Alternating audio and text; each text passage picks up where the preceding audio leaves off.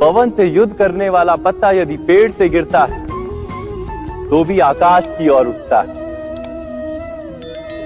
पवन से झुकने वाली घास वहीं भूमि पर रह जाती है। अर्थात धर्म संकट से यदि हम संकट को ही टाल दें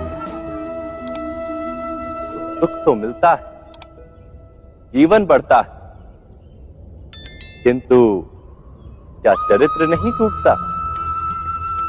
क्या आत्मा दरिद्र नहीं हो जाती? क्या ईश्वर से अंतर नहीं हो जाता? स्वयं विचार कीजिए।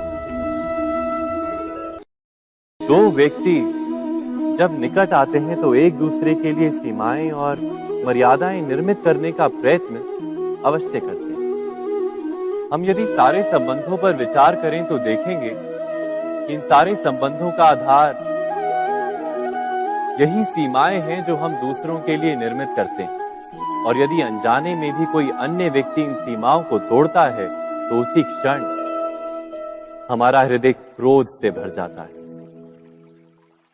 इन सीमाओं का वास्तविक रूप क्या है? क्या हमने कभी विचार किया?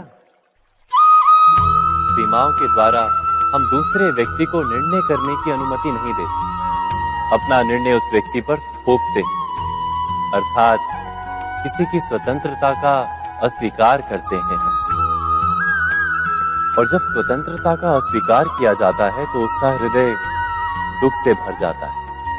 और जब वो सीमाओं को तोड़ता है तो हमारा हृदय क्रोध से भर जाता है। क्या ऐसा नहीं होता?